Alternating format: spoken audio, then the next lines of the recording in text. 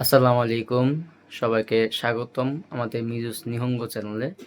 তো আজকে আমরা কথা বলবো জাপানিজ ইন্টারভিউ দেওয়ার সময়, যেকোনো ইন্টারভিউ এসএসডব্লিউর আপনার এগ্রিকালচার হোক, কনস্ট্রাকশন হোক অথবা যেকোনো ইন্টারভিউ দেওয়ার সময় আমরা যে ভুলটা করি, যেহেতু জাপানিজ ল্যাঙ্গুয়েজটা আমাদের কাছে নতুন, আমরা যেহেতু এটা পারি না তেমন।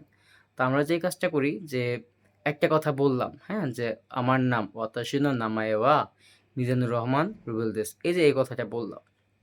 এখন এই কথাটা বলার পরে আমরা মানে থতমত খেয়ে যাই যে ওয়াত্তাশি ওয়াত্তাশি নামায়ে ওয়া, এই যে আপনি থামলেন, এই থামাটা আপনার জন্য বিপদ হয়ে যাবে। তো যেটা করবেন, আপনি যখন কথা বলবেন একটু স্টপ দিতে পারেন। যেমন আপনার পরের লাইনটা মনে পড়তেছে না, তো আপনি যেভাবে স্টপ দিবেন, ওয়াত্তাশি নো নামায়ে ওয়া মিজানুর রহমান রুবেল দেস।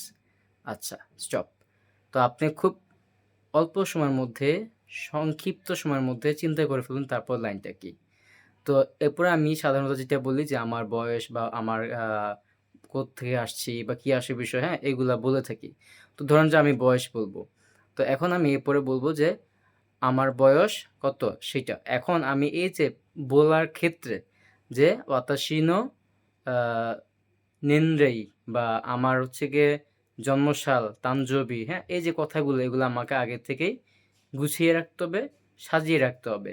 তো আমরা যেটা করি যে আমি আ ওয়াতাশি নো তানজবি ওয়া2004年の4月の1日です। এই যে কথাটা খুব সিম্পলি এবং কি সহজে বললাম।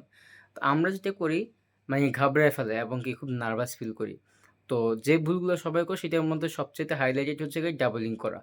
একটা কথা বলতেছেন, ওইটা আপনি কয়েকবার রিপিট করে ফেলছেন। এইটা একটা ভুল।